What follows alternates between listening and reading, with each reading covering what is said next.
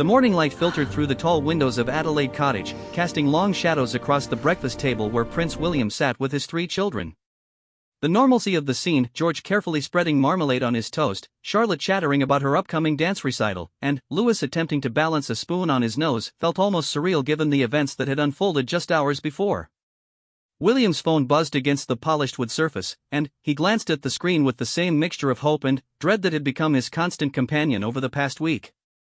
Catherine had been admitted to the London clinic for what was initially described as a routine abdominal surgery, but the extended recovery time and the medical team's carefully worded updates had begun to weigh heavily on everyone's minds. "Daddy, when is Mummy coming home?" Charlotte's innocent question cut through the morning quiet like a knife. Her large blue eyes, so reminiscent of her mother's, searched William's face for reassurance that he wasn't entirely certain he could provide.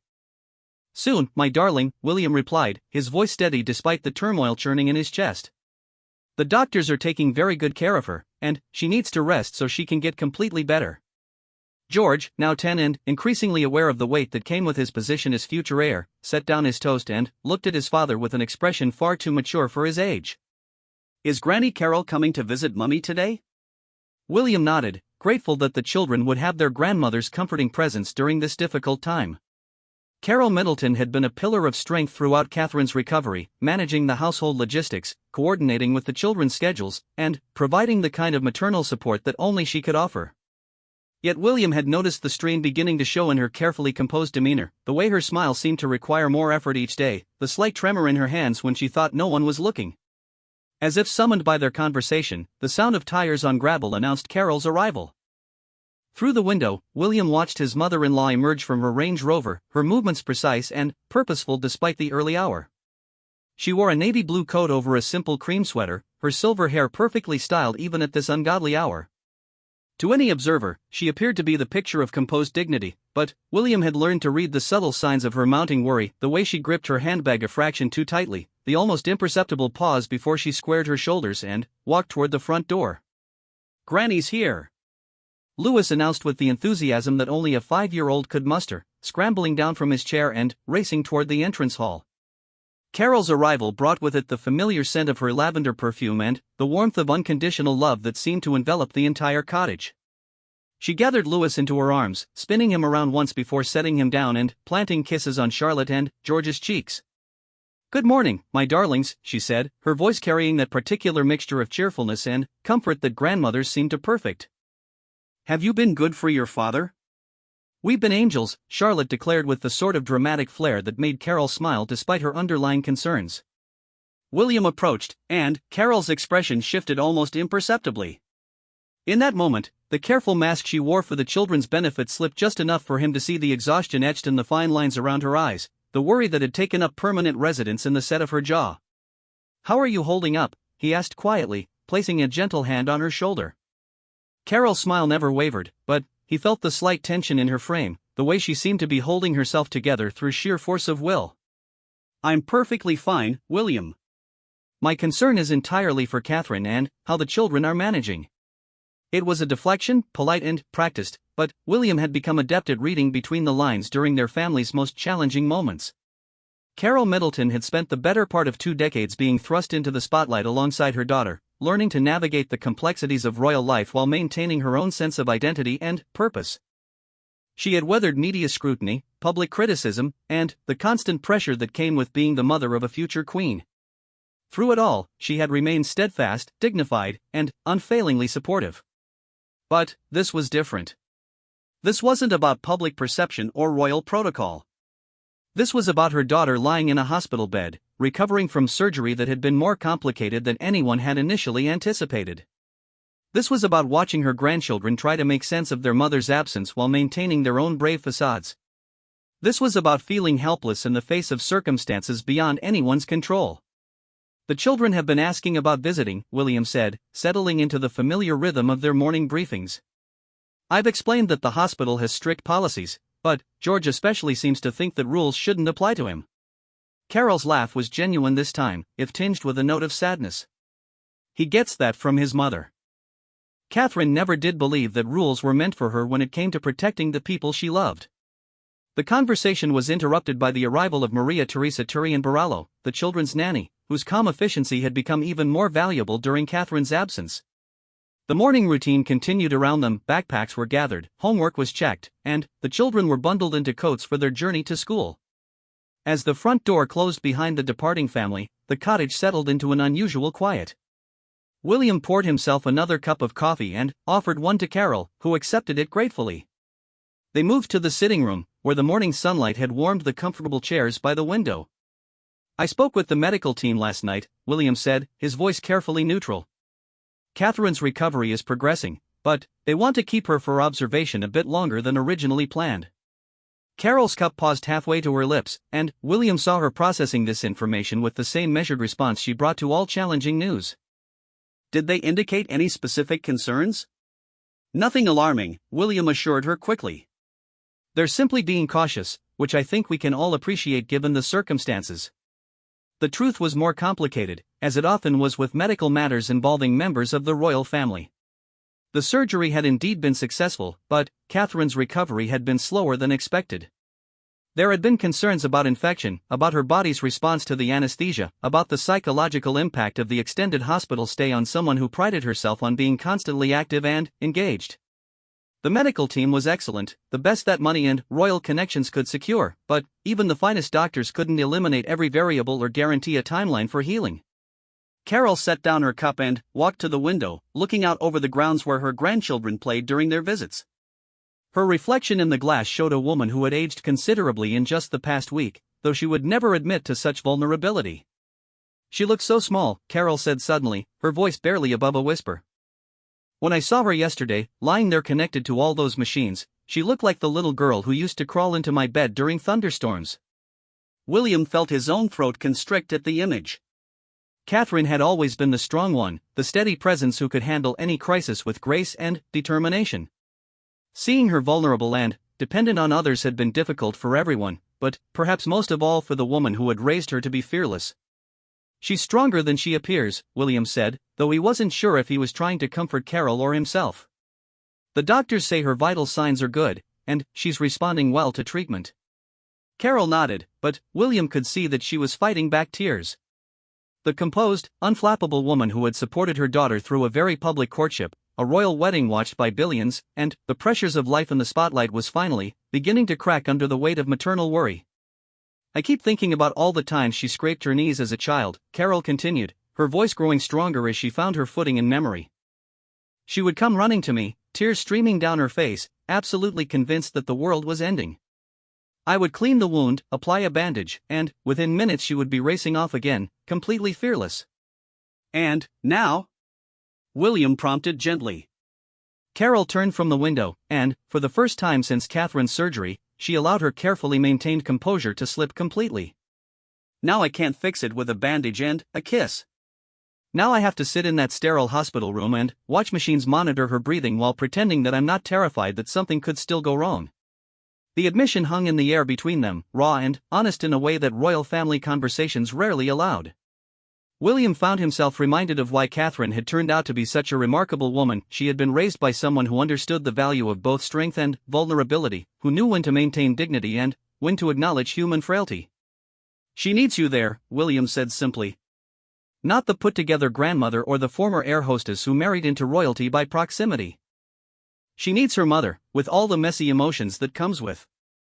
Carole's eyes filled with tears that she had been holding back for days. "I don't know how to be anything other than strong for her. It's what I've always done, what she's come to expect." "Maybe that's exactly the problem," William suggested gently. "Maybe she needs to see that it's okay to not be strong all the time, that even the people she depends on most are allowed to be human." The conversation was interrupted by William's phone, which displayed a message from Catherine's medical team requesting a family meeting to discuss the next phase of her recovery. As he read the text aloud, William watched Carole transform once again into the composed, capable woman who had been managing crisis situations with quiet efficiency for most of her adult life. "What time?" she asked, already mentally preparing for whatever news awaited them. 2:00, William replied. They want to discuss her progress and the timeline for returning home. Carole nodded, collecting her coat and handbag with movements that had become automatic over the past week. "I'll meet you there. I want to sit with her for a while first, just the two of us." As she prepared to leave, William found himself hoping that his mother-in-law would find the courage to show Catherine the same vulnerability she had just shared with him. Sometimes, he realized, the greatest gift a parent could give their child was permission to be imperfect, to struggle, to lean on others when the weight became too much to bear alone. The morning had shifted something fundamental in their family dynamic, though neither of them fully recognized it yet. Carole's admission of fear had cracked open a door that had been carefully sealed since Catherine's engagement to William. Behind that door lay all the normal, messy emotions that royal families were trained to suppress: the terror of losing someone you love, the helplessness of watching your child suffer, the exhaustion that comes from maintaining a brave face when your world feels like it's falling apart. As Carole's car disappeared down the drive, William found himself thinking about the delicate balance their family had maintained for so many years. They had all become experts at public composure, at saying the right things and projecting the right image. But Catherine's surgery had reminded them all that underneath the titles and the protocol, they were simply a family trying to take care of each other. The hospital visit that afternoon would prove to be a turning point, though William couldn't have predicted the extent to which everything would change. Carole's carefully constructed emotional walls were about to crumble completely, and, in their collapse, she would discover something she had never quite allowed herself to believe: that showing weakness might actually be the strongest thing she could do for her daughter. But that revelation still lay hours ahead, waiting in the sterile corridors of the London clinic, where a mother's love would finally prove stronger than royal protocol. The London clinic stood like a monument to discretion on Harley Street, its Georgian facade offering no hint of the high-profile patients who sought treatment within its walls. Carole Middleton had become intimately familiar with every detail of the building over the past week: the way the afternoon light slanted through the tall windows in the main corridor, the particular squeak of the lift doors on the third floor, the soft-spoken efficiency of the nursing staff who had learned to navigate the unique challenges that came with caring for a member of the royal family. As she walked through the entrance hall, Carole nodded to the discreet security personnel stationed throughout the building. Their presence had become as familiar as the floral arrangements that were refreshed daily, another reminder that even in illness, Catherine's life remained subject to protocols and precautions that most people never had to consider. The private wing where Catherine was recovering occupied the entire fourth floor, accessed only by a dedicated lift that required a special keycard. The additional security measures had been implemented not just for Catherine's safety, but to protect the other patients from the media attention that inevitably followed any royal family crisis. Carole had initially found the elaborate precautions excessive, but she had come to appreciate the bubble of privacy they created around her daughter's recovery. Sister Margaret Collins, the senior nurse who had been overseeing Catherine's care, greeted Carole with the same warm professionalism she had shown every day since the surgery. A woman in her late 50s with silver hair and kind eyes, she had somehow managed to treat Catherine as both a patient deserving the finest medical care and as a young mother who needed comfort and reassurance. "Good morning, Mrs. Middleton," Sister Collins said, her Irish accent lending a musical quality to her words. "Catherine had a good night. Her appetite is improving, and she managed several short walks around the wing yesterday evening." Carole felt a flutter of relief at this news. Catherine's reluctance to eat had been one of the more concerning aspects of her recovery, a sign that her body was still processing the trauma of surgery and the disruption to her normally active routine. "Has she been in much pain?" "Less than yesterday," Sister Collins replied, leading Carole down the carpeted corridor toward Catherine's private suite.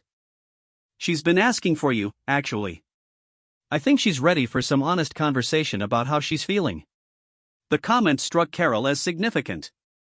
Throughout their family's various challenges over the years, Catherine had rarely allowed herself to be completely vulnerable, even with her own mother.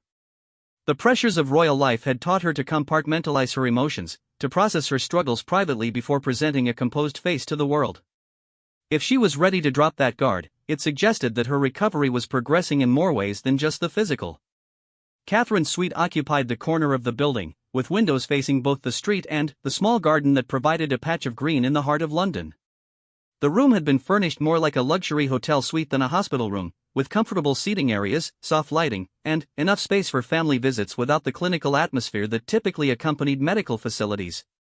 Catherine was awake, propped up against a collection of pillows with a book open in her lap. She wore her own nightgown rather than a hospital gown, another small step toward normalcy that Carole knew would be psychologically important. Her hair had been brushed and pulled back in a simple ponytail, and, though she looked pale and thinner than usual, there was an alertness in her eyes that had been missing in the days immediately following surgery. "Mummy," Catherine said, setting aside her book and extending her arms for an embrace. The simple gesture carried more weight than either of them could have anticipated. For the past week, their interactions had been carefully measured, with Catherine trying to project strength for her mother's benefit and Carole attempting to maintain cheerful optimism for her daughter's sake. But, as Carole settled into the chair beside Catherine's bed, something shifted between them. Perhaps it was the morning conversation with William that had already begun to crack her emotional defenses, or perhaps it was simply the accumulation of worry and exhaustion that had been building since the surgery. Whatever the cause, Carole found herself unable to summon the bright smile and encouraging words that had become her standard hospital repertoire. "How are you really feeling?" Carole asked, taking Catherine's hand in both of hers. The question was simple, but it carried an invitation for honesty that had been missing from their previous conversations. Catherine studied her mother's face, seeming to recognize the subtle change in her demeanor. "Tired," she admitted. "Not just physically, but emotionally. I keep thinking about everything I'm missing, the children's activities, the charitable engagements, the normal rhythm of our lives. I know it's silly to worry about these things when I'm supposed to be focused on getting better, but I can't seem to turn off that part of my mind." Carole squeezed her daughter's hand, feeling the familiar surge of protective instinct that had guided her parenting for over 4 decades. "It's not silly at all. You've built a life around caring for others, around being present and engaged. Being forced to step back from that would be difficult for anyone, let alone someone with your sense of responsibility. William keeps telling me that everything will be there when I'm ready to return," Catherine continued. "The children are managing beautifully, the staff are handling the engagements, and the world is somehow continuing to turn without my constant involvement. I should find that reassuring, but instead it makes me wonder if I'm really as necessary as I thought I was." The admission revealed a vulnerability that Carole had suspected but never heard Catherine articulate. Despite her position and the public adoration she received, Catherine had always harbored quiet insecurities about her value and her place within the royal family. The surgery and recovery had stripped away the busyness that normally kept such thoughts at bay, leaving her alone with questions she rarely allowed herself to consider. "Do you remember when you were about 8, Carole said, settling back in her chair, "and you broke your arm falling from that tree in our back garden?" Catherine nodded, though she seemed puzzled by the apparent change of subject. "You were devastated not because of the pain, but because you thought you would miss your dance recital," Carole continued. "You had been practicing for months, and you were convinced that the entire production would be ruined without you. Do you remember what happened?" A small smile played at the corners of Catherine's mouth. "The show went on perfectly well without me, and I felt simultaneously relieved and slightly insulted." "Exactly," Carole said. "And do you remember what I told you afterward?" "That my worth wasn't measured by my ability to perform in a dance recital. And that the people who loved you would continue to love you whether you could dance or not," Carole added. "The same principle applies now, darling. Your value to your family and to the people you serve isn't diminished because you need time to heal. If anything, your willingness to prioritize your health sets an example that many others need to see." Catherine was quiet for several minutes, processing her mother's words while watching the activity on the street below. The morning rush had given way to the more leisurely pace of midday London, with pedestrians strolling rather than hurrying and cafes beginning to fill with the lunch crowd. "I've been thinking about what kind of mother I want to be," Catherine said eventually. "Not just in terms of the day-to-day care, but in terms of the example I set for George, Charlotte, and Louis. I want them to understand that strength sometimes means asking for help, that taking care of yourself isn't selfish, that admitting vulnerability can actually be brave." Carole felt her heart constrict as she recognized the echoes of her own internal struggle in her daughter's words. For years, she had prided herself on being the unshakable foundation that her family could depend upon, the one who never cracked under pressure or allowed her own fears to show. But, listening to Catherine's thoughtful reflection, she began to wonder if her determination to always be strong had inadvertently taught her children that struggling was a sign of failure. "I think I've been a terrible example in that regard," Carole admitted quietly. "I've spent so many years trying to project strength and competence that I may have forgotten how to show you that it's okay to not be okay." Catherine turned to look at her mother, surprised by the admission. In all their conversations over the years, through the challenges of university, the pressures of dating William under intense media scrutiny, the adjustments to royal life, Carole had never once acknowledged her own vulnerabilities or suggested that her approach might have been anything less than ideal. "You've been exactly what I needed you to be," Catherine said firmly. "Strong, supportive, utterly reliable. I can't imagine navigating any of this without knowing that you were there, completely unflappable, ready to handle whatever crisis arose." But that's just it, Carole replied, her voice growing stronger as she found the courage to voice thoughts she had been suppressing for days. I'm not unflappable. I've been terrified ever since William called to say you were being taken to surgery. I've barely slept, I can't concentrate on anything else, and every time my phone rings I'm convinced it's going to be terrible news. The words came pouring out, as if a dam had finally burst after days of holding back the flood. I keep thinking about all the things I should have said to you, all the conversations we should have had but didn't because I was too focused on maintaining that image of strength. I think about how I never told you about my own moments of doubt, my own fears, my own struggles with feeling inadequate or overwhelmed. Catherine reached for her mother's hand, reversing their usual roles as she offered comfort instead of seeking it. Tell me now, she said simply. And so Carole did. Sitting in that hospital room with the afternoon sun streaming through the windows, she began to share the story she had never told about the sleepless nights when Catherine was a baby and she worried constantly about making mistakes, about the anxiety she felt when Catherine first started dating William and the media attention became overwhelming, about the imposter syndrome she still experienced at royal events despite years of practice. She talked about the pressure she felt to be perfect, not just for her own sake but for Catherine's, knowing that any misstep would reflect on her daughter's reputation. She admitted to the loneliness that came with being perpetually composed, with never allowing herself to be fully human in front of the people she loved most. As she spoke, Carole was surprised to discover that sharing these vulnerabilities didn't make her feel weak or diminished. Instead, she felt a sense of relief that she hadn't experienced in years, as if she had been holding her breath for decades and was finally allowed to exhale. Catherine listened without interruption, occasionally squeezing her mother's hand or offering a small nod of understanding. When Carole finally finished speaking, they sat together in comfortable silence, both processing the shift that had just occurred in their relationship. I think I understand now why William suggested that you might need to see me be imperfect, Catherine said eventually. It's not because I wanted you to be weak, but because I needed to know that strength and vulnerability could coexist. And I think I understand why you needed this time to recover, Carole replied. Not just physically, but emotionally. You needed permission to step back, to acknowledge that even princesses get tired and overwhelmed and need time to heal. The conversation was interrupted by a soft knock on the door, followed by Sister Collins entering with Catherine's lunch tray. The simple meal, soup, sandwich, and tea represented another small step forward in her recovery, but it also marked the end of a conversation that had fundamentally altered the relationship between mother and daughter. As Catherine began to eat, Carole found herself thinking about the afternoon meeting with the medical team and the discussion about Catherine's return home. Whatever news they received, whatever challenges lay ahead, she now felt equipped to face them with a different kind of strength, one that allowed for human emotion, for moments of weakness, for the messy reality of loving someone more than you love your own composed image. The transformation that had begun that morning in Adelaide Cottage was now complete, though neither woman fully understood yet how profoundly it would affect not just their relationship with each other, but their approach to the challenges that still awaited them. Carole's carefully maintained emotional walls had crumbled, but in their place had emerged something far more valuable: authentic connection, honest communication, and the freedom to be imperfect together. The medical consultation room at the London clinic was designed to facilitate difficult conversations with dignity and privacy. Heavy curtains blocked any view from the street, while comfortable seating arrangements allowed families to gather without the clinical atmosphere of a traditional hospital conference room. When Carole arrived at 5 minutes before 2 o'clock, she found William already seated at the polished mahogany table, reviewing what appeared to be medical notes on his phone. "Any word on what they want to discuss?" Carole asked as she settled into the chair beside him, her voice carefully neutral despite the anxiety that had been building since their morning conversation. William shook his head, but his expression suggested that he shared her concerns.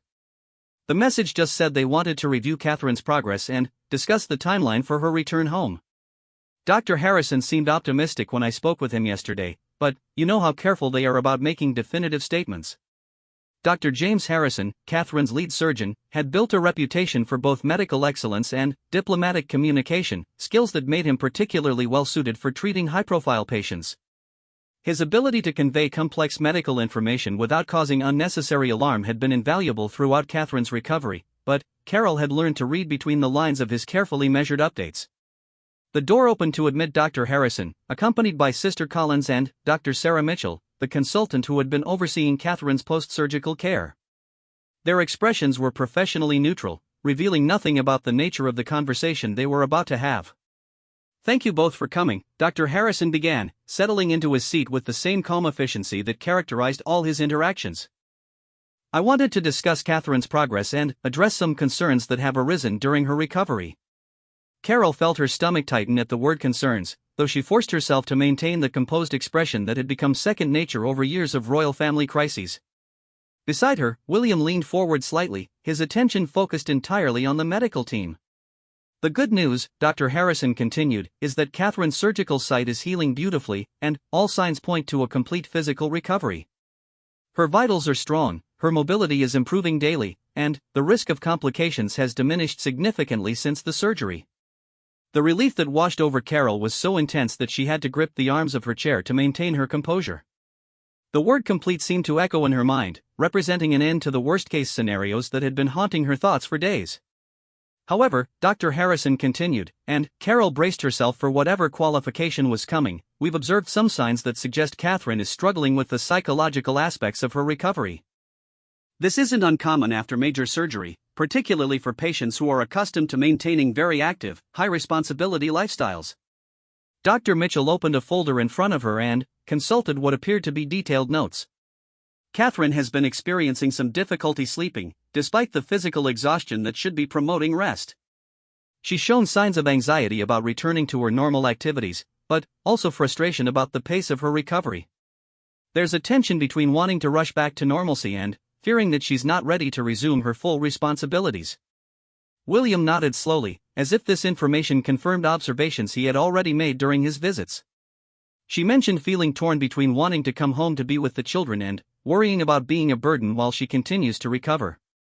Exactly, Dr. Mitchell replied. And this internal conflict is actually impeding her recovery.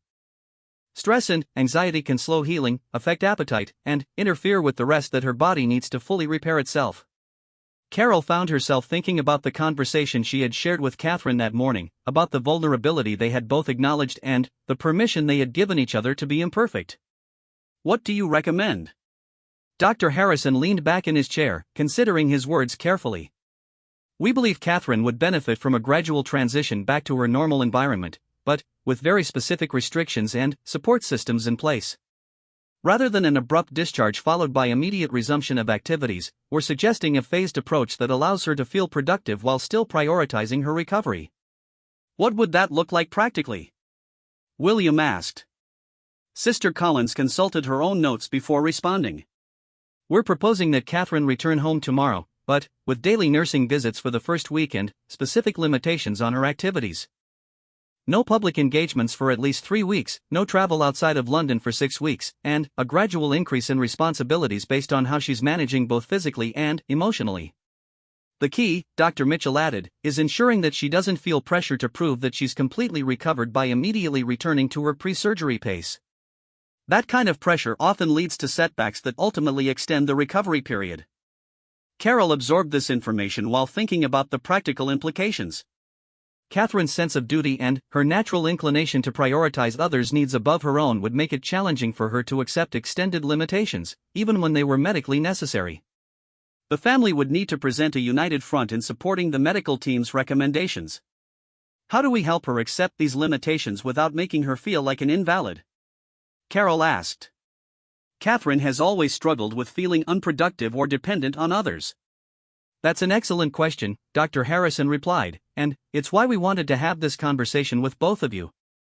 Catherine will need to see that the people closest to her support these restrictions, that they view compliance with medical advice as strength rather than weakness. The conversation continued for another 20 minutes, covering everything from medication management to warning signs that might indicate complications. As the meeting concluded, Carole found herself thinking not just about the practical aspects of Catherine's recovery, but about the opportunity this situation presented for their entire family to re-evaluate their approach to stress, responsibility, and mutual support. After the medical team departed, Carole and William remained in the consultation room, processing the information they had received and planning their approach to Catherine's transition home. She's going to resist the limitations, William said, voicing what they were both thinking. Catherine has never been good at sitting still, and the idea of being restricted for weeks will be harder for her to accept than the surgery itself. Carole nodded, but found herself thinking about the morning's conversation and the emotional breakthrough they had experienced. Maybe that's exactly why this happened the way it did. Catherine needed to learn that it's okay to need time to recover, that taking care of herself isn't selfish, that accepting help doesn't diminish her strength. And maybe we all needed to learn how to support someone through recovery without trying to rush them back to normal, William added thoughtfully. They made their way back to Catherine's room, where they found her sitting by the window with her laptop open, apparently attempting to catch up on correspondence. The sight of her trying to work while still in a hospital bed perfectly illustrated the challenge they were about to face. The medical team has some good news about your discharge, William began, settling into his usual chair while Carole took her place beside Catherine's bed. Catherine's face lit up with enthusiasm. When can I go home? I've been thinking about all the things I need to catch up on, and I've made a list of the most urgent matters that need my attention. Carole and William exchanged glances before William continued carefully. You can come home tomorrow, but with some important conditions that we need to discuss. As William outlined the medical team's recommendations, Carole watched Catherine's expression shift from excitement to confusion to frustration. The restrictions seemed to land particularly hard, and she could see her daughter's natural instinct to argue against anything that limited her ability to fulfill her responsibilities. 6 weeks without travel? Catherine repeated, her voice rising slightly. But what about the Yorkshire engagement next month? And the children's half-term activities? I can't simply cancel everything because I need a few extra days to recover. Actually, you can, Carole said gently but firmly. And, more importantly, you should. The medical team isn't making these recommendations to inconvenience you, Catherine. They're trying to ensure that you make a complete recovery rather than pushing yourself back into a relapse. Catherine's frustration was evident as she closed her laptop with more force than necessary. I appreciate everyone's concern, but I know my own body. I feel stronger every day, and I'm perfectly capable of managing a gradual return to normal activities without being treated like an invalid. The word invalid hung in the air between them, carrying with it all of Catherine's fears about appearing weak or dependent. Carole recognized the defensive edge in her daughter's voice, the same tone she had used as a child when she felt that her independence was being threatened. Nobody thinks you're an invalid, Carole said quietly. But recovery isn't just about feeling stronger day by day. It's about giving your body and your mind the time they need to fully heal, without the pressure of external expectations. The children need me, Catherine protested. They've been so understanding about my absence, but I know they're anxious for things to return to normal. The children need you healthy, William countered. They need to see that their mother values herself enough to take proper care of her health, that she doesn't consider herself expendable in service of everyone else's needs. The conversation that followed was difficult, marked by Catherine's resistance to accepting limitations and her family's gentle but persistent insistence that she follow medical advice. As the afternoon wore on, however, something began to shift in Catherine's perspective. Perhaps it was exhaustion from arguing against people who clearly had her best interests at heart.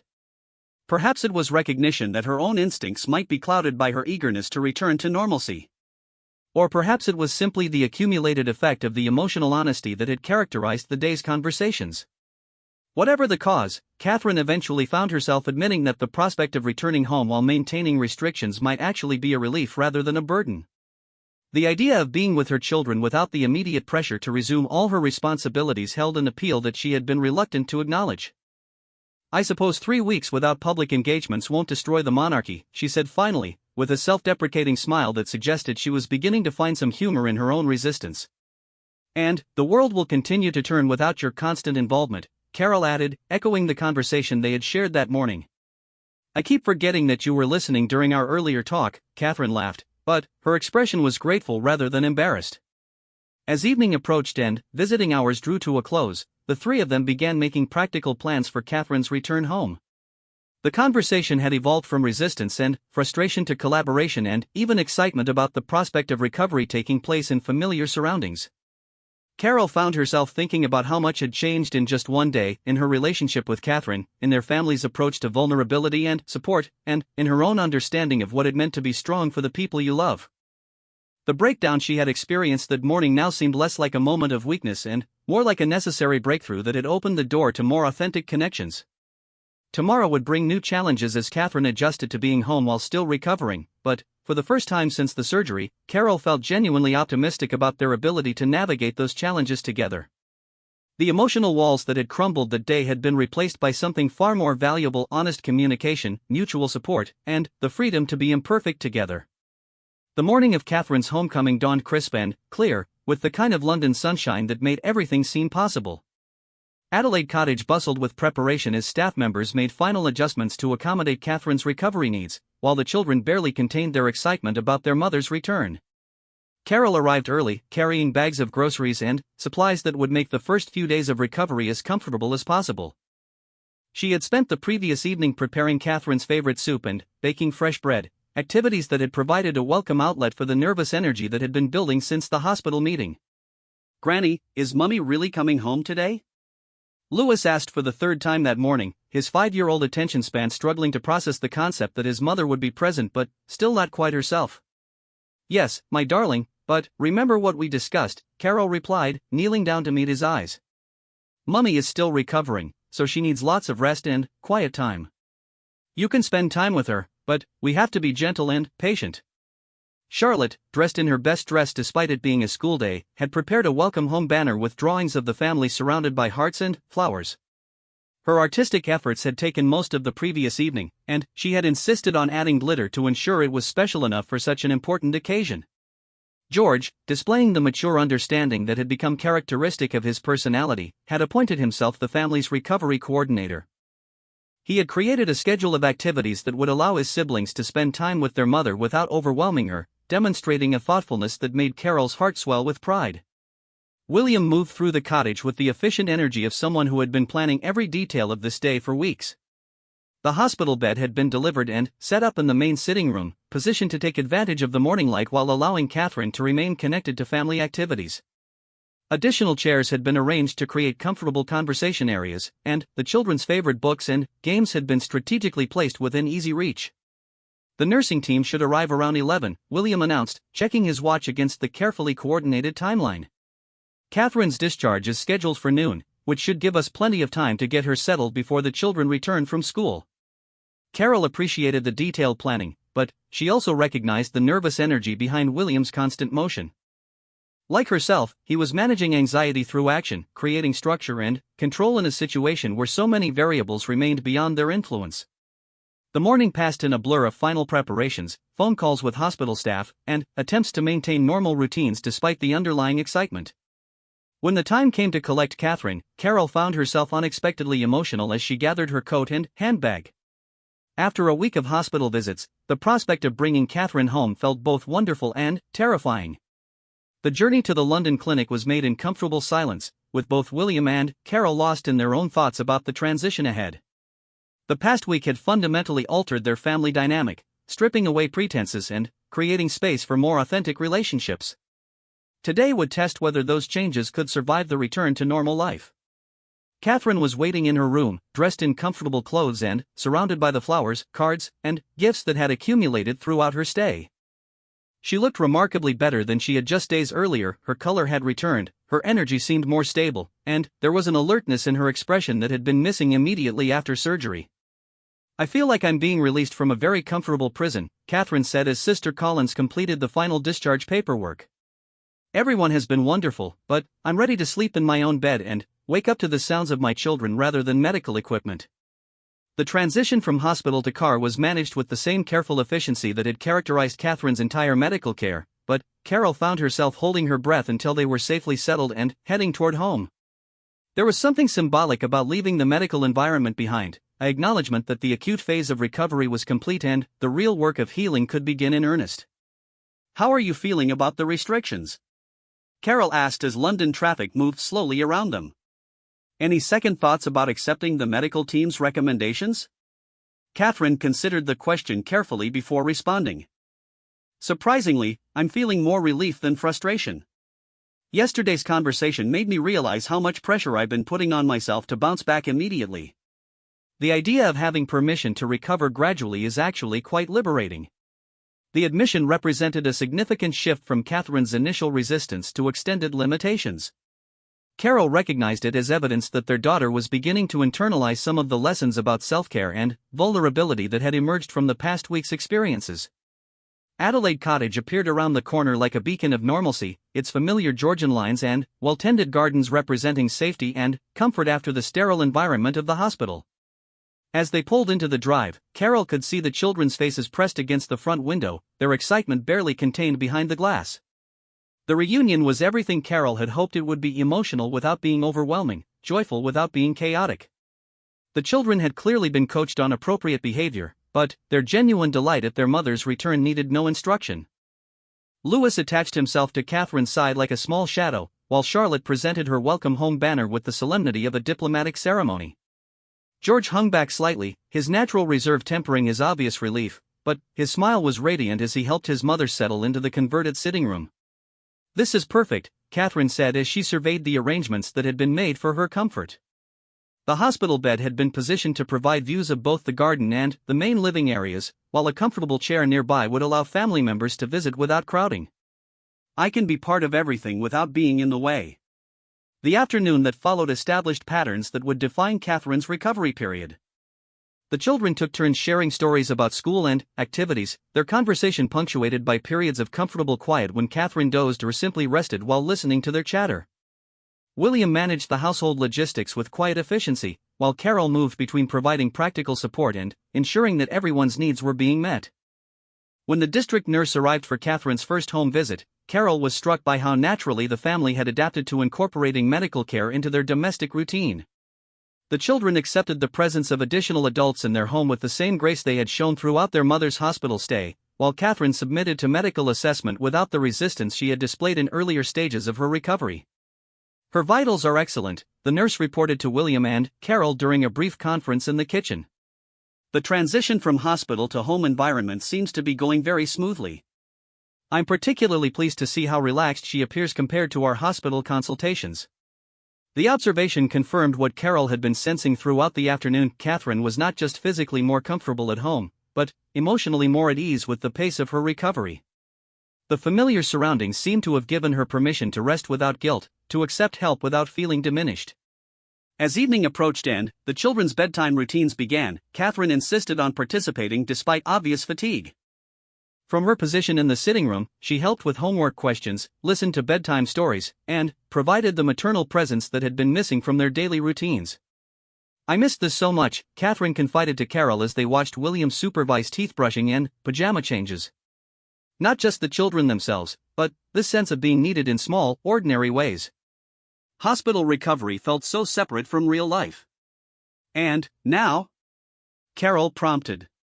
"Now I feel like I'm healing as part of our family rather than apart from it," Catherine replied. "The restrictions don't feel like limitations when they're allowing me to be present for the things that really matter." The comment crystallized something that Carole had been struggling to articulate about the day's experience. Catherine's recovery was not just about returning to her previous level of functioning, but about discovering a more sustainable approach to balancing her responsibilities with her own well-being. As the cottage settled into evening quiet and Catherine prepared for her first night at home since surgery, Carole found herself reflecting on the week's journey from crisis to healing. The breakdown she had experienced at the hospital now seemed like a necessary catalyst for the growth and connection that had followed. "Thank you for falling apart yesterday," Catherine said quietly as Carole helped arrange pillows and checked that everything needed for the night was within reach. "I know that sounds strange, but seeing you be vulnerable gave me permission to acknowledge my own fears and limitations." Carole felt tears spring to her eyes at her daughter's words. "And thank you for letting me see that strength and vulnerability aren't opposites. I think I've learned as much about resilience this week as you have." The conversation was interrupted by the children's arrival for final goodnight kisses, each offering their own version of welcome home wishes. Louis climbed carefully onto the hospital bed for snuggles, while Charlotte presented Catherine with a hand-drawn picture of the family together again. George, ever thoughtful, had brought his mother's favorite book from her bedside table upstairs. "Sweet dreams, Mummy," Charlotte whispered as she planted a gentle kiss on Catherine's forehead. "I'm so happy you're home." "I'm happy to be home too," Catherine replied, gathering her youngest daughter close for one more embrace. "And I'm happy that we can all be together while I get completely better." As the children departed with William for the final bedtime routine upstairs, Carole remained with Catherine, sharing the comfortable silence that had characterized their relationship at its best moments throughout the years. "I think we're going to be okay," Catherine said eventually, her voice carrying a note of surprise at her own confidence. Better than okay, Carole replied, settling into the chair that would remain beside Catherine's bed throughout the recovery period. I think we're going to be stronger than we were before this happened. The prediction would prove accurate in ways that neither of them could fully anticipate, but, for now it was enough to simply be together in the quiet of home, beginning the next phase of healing surrounded by love and the promise of renewed strength. 3 weeks after Catherine's return home, Adelaide Cottage had transformed into something that none of them had quite expected, a sanctuary where vulnerability was not just accepted but celebrated, where the rhythm of recovery had become a source of unexpected joy rather than frustration. The hospital bed remained in the sitting room, though Catherine now spent most of her days in regular chairs and had begun taking longer walks through the gardens. Carole had essentially moved into the cottage's guest suite, establishing a routine that allowed her to provide support without overwhelming the family's natural dynamics. Each morning brought new evidence of Catherine's improving strength, but, more importantly, it revealed the lasting changes in how their family approached challenges, communication, and mutual care. The morning that would prove to be a turning point began like many others, with Carole arriving in the kitchen to find William preparing breakfast while Catherine supervised from her favorite chair by the window. The children moved through their morning routine with the easy efficiency that had developed during their mother's recovery, each having found ways to be helpful without being asked. Dr. Harrison called yesterday evening, William announced as he distributed plates of eggs and toast. He wants to schedule a follow-up appointment for next week to discuss Catherine's return to public duties. The statement hung in the air with more weight than a simple medical appointment might normally carry. For 3 weeks, the family had existed in a protective bubble, focused entirely on Catherine's healing without the external pressures that typically shaped their lives. The prospect of returning to public scrutiny and royal obligations represented both progress and loss. Progress in Catherine's recovery, but loss of the intimate, honest dynamic they had discovered during her convalescence. How do you feel about that? Carole asked Catherine, settling into her own chair with a cup of tea. The question had become a touchstone in their household, a genuine inquiry rather than mere politeness, reflecting the family's new commitment to honest emotional communication. Catherine considered her response carefully, as had become her habit during recovery. The enforced slowness had taught her to process her thoughts before speaking, to check in with her own feelings rather than immediately focusing on others' needs or expectations. Physically, I'm ready, she said eventually. The walking, the energy levels, even my appetite have returned to normal. But, emotionally, I'm not sure I want to go back to the way things were before the surgery. The admission surprised everyone, including Catherine herself. For weeks, the goal had been returning to normal life, resuming duties, and proving that the medical crisis was completely behind them. The idea that she might want to maintain some of the changes that had emerged during recovery had not been explicitly discussed. What would you want to be different? William asked, setting down his coffee cup and giving Catherine his full attention. Everything, Catherine laughed, though her tone suggested she was entirely serious. The pace, the expectations, the way we handle stress, the way we communicate with each other. I don't want to go back to the version of our life where everyone has to be perfect all the time. Louis, who had been quietly listening while attempting to construct a tower from his toast crusts, looked up with the directness that only young children possess. But, Mummy, you're not perfect. Nobody is. The innocent observation carried more wisdom than any adult insight, cutting through weeks of complex emotional processing to reach a simple truth that had somehow been forgotten in the pressure to maintain royal dignity. Catherine reached over to ruffle her youngest son's hair, tears forming in her eyes at his matter-of-fact acceptance of human imperfection.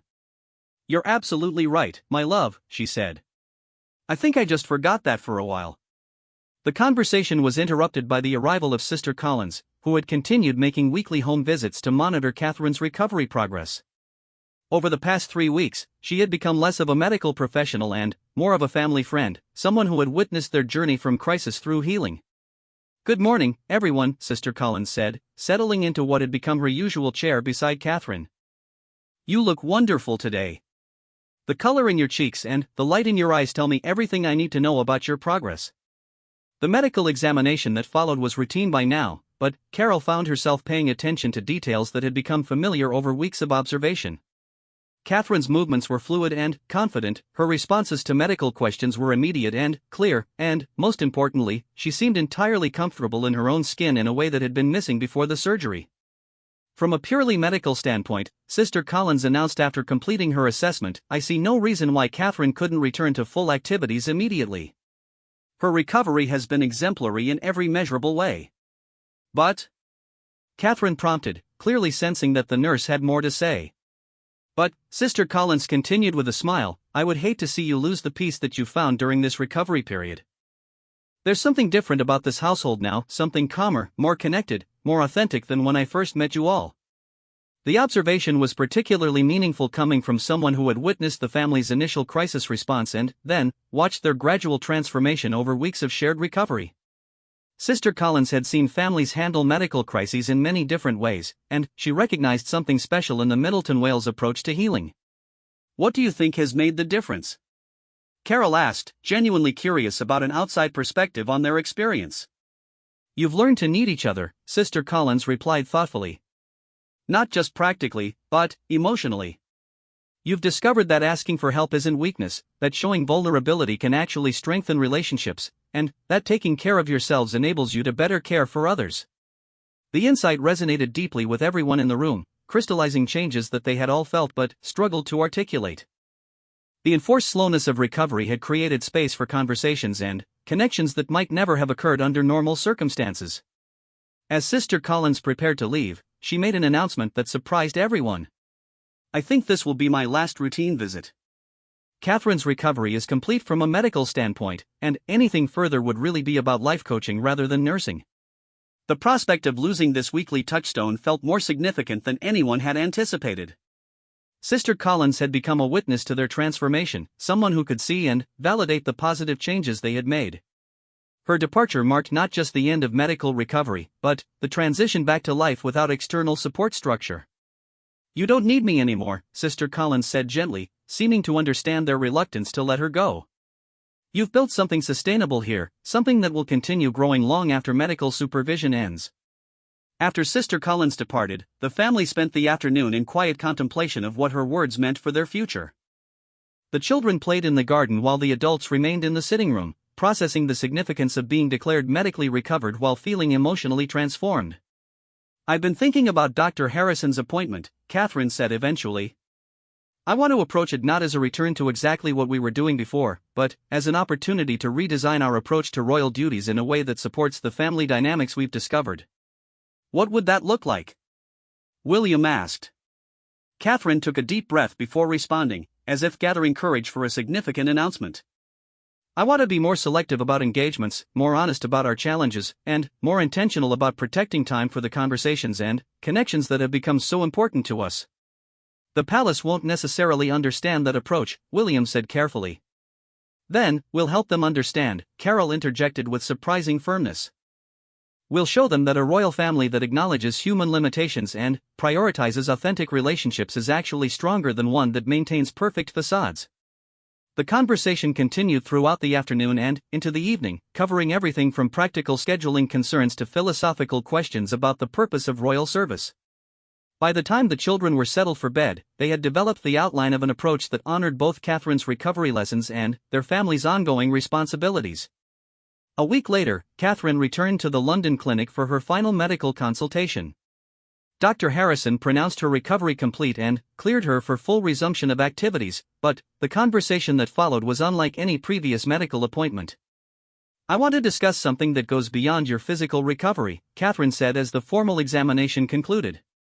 This experience has taught me things about stress management, family dynamics, and personal sustainability that I think could be valuable for other families facing similar challenges. Dr. Harrison listened with interest as Catherine outlined her thoughts about using her experience to advocate for better support systems for families dealing with medical crises, for more honest conversations about the challenges of balancing public service with personal well-being, and for reducing the stigma around acknowledging vulnerability. I think your platform could indeed make a significant difference in how people approach these issues, Dr. Harrison agreed. Your willingness to be open about your own struggles and recovery could help many other families feel less alone in their challenges. The conversation marked the beginning of what would become Catherine's most meaningful public work advocacy that grew directly from personal experience rather than obligation or expectation. But, more immediately, it represented the integration of private healing into public purpose, the transformation of personal vulnerability into strength that could benefit others. As they left the hospital for the final time, Carole found herself thinking about the journey that had brought them to this moment. 3 weeks earlier, Catherine's discharge had been about returning to normal life. today felt more like the beginning of an entirely new chapter, one written with greater wisdom, deeper connections, and authentic understanding of what it meant to be strong enough to be vulnerable. "I'm proud of you," Carole said as they settled into the car for the drive home. "Not just for recovering so well, but for having the courage to let this experience change you rather than simply getting past it." "I'm proud of all of us," Catherine replied, reaching for her mother's hand. "We could have just endured this crisis and moved on, but instead we let it teach us how to love each other better." The homecoming that afternoon was different from the one 3 weeks earlier. Instead of careful celebration of return to normalcy, it felt like a celebration of transformation of a family that had discovered strength in vulnerability, connection in honesty, and hope in the willingness to grow together rather than merely survive together. That evening, as Carole prepared to return to her own home for the first time since Catherine's surgery, she realized that her breakdown in the hospital weeks earlier had not been a moment of weakness, but the beginning of the most important growth she had experienced in years. Learning to show her daughter that strength and vulnerability could coexist had not only supported Catherine's recovery, it had fundamentally improved their relationship and their family's capacity for authentic connection. The story that had begun with medical crisis and emotional breakdown had evolved into something far more valuable, a testament to the power of allowing ourselves to need each other, to struggle together, and to emerge from challenges not just intact, but genuinely stronger than before.